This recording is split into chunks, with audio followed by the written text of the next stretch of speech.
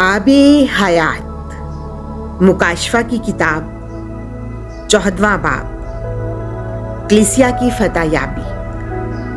और मैंने निगाह की तो क्या देखता हूँ कि वो पर्रा कोहे सहून पर खड़ा है और उसके साथ 1,44,000 अशखास हैं जिनकी पेशानी पर उसका नाम और उसके बाप का नाम लिखा हुआ है। फिर मैंने आसमान से एक आवाज सुनी जो बहुत नदियों के शोर और बड़े गरजने की आवाज की मानिंद थी।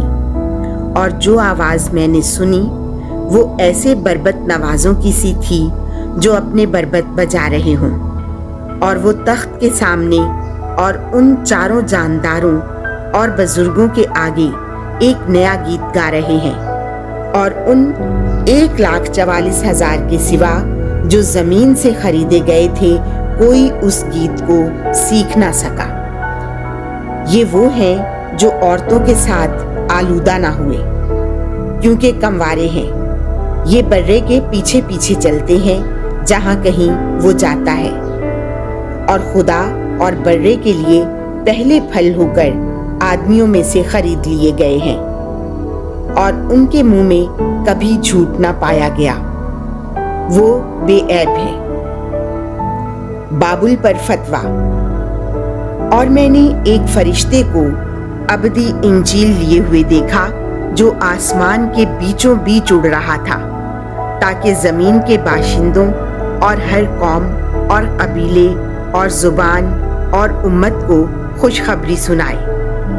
और उसने बड़ी आवाज से कहा कि खुदा से डरो और उसकी तमजीद करो, क्योंकि उसकी अदालत की घड़ी आ पहुंची है। उसी को सजदा करो जिसने आसमान और जमीन को और समुंदर और पानी के चश्मों को पैदा किया है। और उसके बाद एक और ने यानी दूसरे फरिश्ते ने आकर कहा कि गिर पड़ी, वो बाबुले उज़्मा गिर पड़ी जिसने अपनी हरामकारी की गजब अंगेज मैं में से तमाम कौमों को पिलाया है। जो कोई उस हैवान और उस मूरत को सजदा करे और उस निशान को अपनी पेशानी या हाथ पर लगाए, वो खुदा के गजब की वो मैं पिएगा जो उसके गजब के जाम में खालिस डाली गई। वो मुकद्दस फरिश्तों के रूबरू और बर्रे के हुजूर आग और गंधक के अजाब में मुब्तला होकर तड़पेगा, और उनके अजाब का धुआं अब्दुलाबाद तक उठता रहेगा। और जो उस हैवान और उस मूरत की परस्तिश करते हैं और जो कोई उसके नाम का निशान रखता है, उन्हें रात दिन आराम नहीं मिलता। इसमें उन मुकद्दसों का सब्र जाहिर है जो खुदा के अहकाम और यीशु के ईमान को हिफ्ज करते हैं। फिर मैंने आसमान से एक आवाज सुनी जो मुझसे कहती थी कि लिख ले कि अब से मुबारक हैं वो मुर्दे जो खुदावंद में मरते हैं। रूह कहता है कि हाँ, वो अपनी मेहनतों से आराम करेंगे, क्योंकि उनके अमाल उनके पीछे पीछे चले आते हैं। और मैंने नजर की तो क्या देखता हूँ कि एक सफेद बादल है, और उस बादल पर इब्ने इंसान की मानिंद कोई बैठा है, जिसके सर पर सुनहरी ताज और हाथ में तेज दरांती है। और एक और फरिश्ता हैकल से निकला और उसे जो बादल पर बैठा था बड़ी आवाज से पुकार कर कहा कि अपनी दरांती लगा और काट, क्योंकि काटने का वक्त आ गया है, क्योंकि जमीन की फसल पक गई है।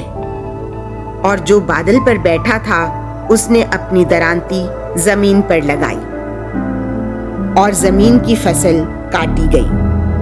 फिर एक और फरिश्ता आसमानी हैकल से निकला, उसके पास भी तेज दरांती थी।